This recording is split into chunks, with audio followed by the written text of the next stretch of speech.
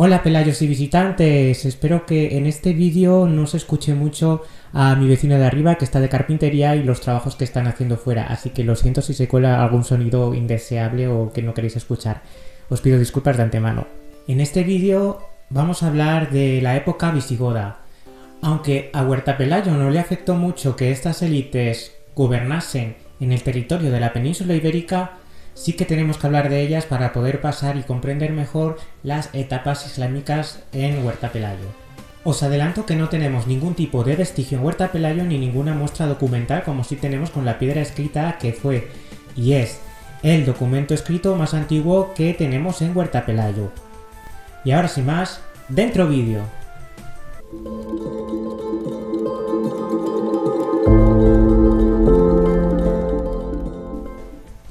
El pueblo godo parece que vino de la parte sur de Suecia. Podemos intuir esto gracias a topónimos como Gothenburg o Gotland, o sea, la ciudad de los godos o la tierra de los godos. Estos habrían cruzado el mar Báltico hasta Polonia para después seguir su camino hacia el sur hasta las llanuras de Ucrania. Los pueblos godos fueron mezclándose con otros tantos que se iban cruzando por el camino, y finalmente acabaron cerca de la orilla del río Danubio, que era la frontera donde tenía la frontera norte el Imperio Romano. Al parecer esta frontera estaba en lo que hoy es Rumanía, y por ello se conoce a Rumanía por este nombre, Romania, porque era la primera región que los extranjeros del norte que venían desde lo que hoy son países eslavos encontraban como Imperio Romano. Entonces decían, esta parte de aquí no es Imperio Romano, esa parte de allí es la Romania. Tras una serie de conflictos, en el año 410 el pueblo visigodo saquea Roma.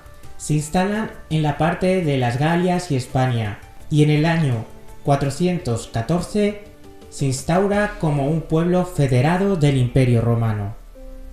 Es decir, era un pueblo extranjero asentado en el Imperio Romano con sus propias leyes, con sus propios estatutos e instituciones y que defendían al imperio de otras invasiones extranjeras como podían ser los vándalos a los que posteriormente echaron de la península ibérica.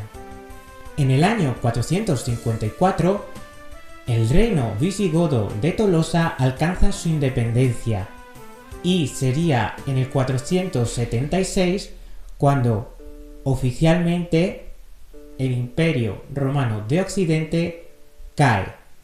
¿Pero qué suponía la caída del Imperio Romano de Occidente para la provincia de Hispania a la que pertenecía el actual territorio de Huerta Pelayo? Aunque se marque el año 476 como la caída del Imperio Romano de Occidente, en realidad no fue un hasta aquí, sino que fue como una especie de continuación. El pueblo seguía siendo romanizado, seguía siendo romano. Los visigodos llamaban a los hispanos y a los galos como romanos, hablaban estos en latín, mientras que los visigodos hablaban en lenguas germánicas, y también los ostrogodos, que serían los godos del este asentados en Italia, darían una continuación política al Imperio Romano. Por ejemplo, había regencias en las que el pueblo ostrogodo tenía el poder soberano sobre el pueblo visigodo, así como si fuese la capital romana o los estados papales. Es decir, el reino ostrogodo asentado en la península ibérica podía ejercer su soberanía sobre el pueblo visigodo asentado en las Galias e Hispania como si se tratase todavía del Imperio Romano o fuese todavía una entidad que englobaba partes del Imperio Romano bajo la soberanía ostrogoda, que posteriormente a la visigoda finalmente acabaría segregándose, independizándose de esa soberanía ostrogoda itálica y también pontificia. Por ejemplo, después de la batalla de Willet, donde los francos entran en las Galias en el año 507, en el año 511, 4 años después, se produce lo que se conoce como el intermedio ostrogodo-romano, en el cual los ostrogodos ejercen una regencia sobre el reino visigodo de Tolosa, o lo que sería después el reino visigodo de Toledo. este sería un periodo de transición entre el de Tolosa hacia el de Toledo. Posteriormente, el reino visigodo de Toledo se enfrentó todavía una vez más a otra invasión franca en el año 541. Y esto es importante para la historia de Huerta Pelayo, porque muchos conocéis el término reconquista. Bueno, ya os adelanto, y como veremos en otros vídeos más adelante, que ese término hay que cogerlo un poco entre pinzas, porque no es exactamente un periodo de reconquista lo que se vivió en España siglos después, sino que aquí veremos, por ejemplo, una verdadera reconquista. Aún existía el Imperio Romano, pero en Oriente, y este quería consolidar su poder otra vez en el Mediterráneo, reconquistando las tierras que se habían perdido en manos germánicas. En el año 534, el Imperio Romano logró reconquistar el norte de África de los reinos de los vándalos y los alanos. Y entre los años 549 y 572 lograron invadir la península ibérica para reconquistar Roma, es decir, para reconquistar la provincia de Hispania, a la que ellos ya llamaban Spania, sin la H ni la I. Este periodo se conoce como Restauración Romana y llegó a su máxima expansión en la península en el 624.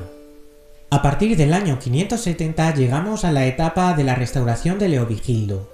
Leovigildo logró conquistar partes del norte de la península ibérica que todavía estaban romanizadas. También construyó para su hijo Recaredo la ciudad de Recópolis en la tierra de la Celtiberia en el año 578. Propició la escritura de la historia del reino visigodo. Esto lo hacía frente a la historia romana. Si quería consolidarse en el poder, el reino visigodo tendría que tener una historia a la que aferrarse, así como la que tenía el Imperio Romano. Y además instauró una monarquía hereditaria, pero solo duró un par de generaciones. Y también instauró el Código de Leovigildo, que sería como una especie de constitución, de ley para todo el reino de la Hispania visigoda de Toledo. En este, por ejemplo, se reconocían los matrimonios mixtos entre cristianos y visigodos. Ya existían unos pocos, sobre todo entre la nobleza, pero no estaban reconocidos legalmente. Parece que esto lo reconoció para poder tener así algún tipo de alianza con nobles que pudiesen suponerle algún tipo de problema, ya que después de la aprobación de esta ley no hubo un aluvión de matrimonios entre visigodos y romanos, sino que parece que esto sirvió para formalizar algún tipo de problema legal para las élites más que por el pueblo llano. En el 585, Leovigildo logra conquistar el reino suevo, en el noroeste de la península ibérica, y posteriormente su hijo Recaredo, en el año 509, en el tercer concilio de Toledo, abraza la religión católica, haciendo que los visigodos pasasen de la religión cristiana arriana a la cristiana católica. Esto produjo la primera oleada de antisemitismo en Hispania, ya que comenzó a perseguirse a los judíos gracias a haber proclamado la religión cristiana católica como la religión estatal del reino visigodo de Toledo. Finalmente se vuelve a restaurar la monarquía electiva, ya que Leovigildo había proclamado una monarquía hereditaria, y a principios del siglo VIII ocurrió el ocaso del reino visigodo de Toledo. El rey Rodrigo habría llegado al poder, parece que por medio de la violencia, algo que no gustó a los que elegían electivamente, valga la redundancia, al rey de turno. Por lo tanto, hubo un conflicto entre visigodos. Parece también que varios núcleos del norte de la península ibérica se sublevaron contra el reino visigodo, y esto propició que el califato omeya, que ya había realizado algunas incursiones por las costas de la península ibérica, entrase en Hispania y acabase conquistándola básicamente por completo. Huerta Pelayo, al ser un núcleo rural y alejado de las grandes urbes, parece que no se vio muy afectado por toda esta historia de los reinos visigodos. Básicamente, seguramente, seguirían siendo esos celtíberos romanizados que vivieron durante generaciones y durante generaciones en las mismas tierras.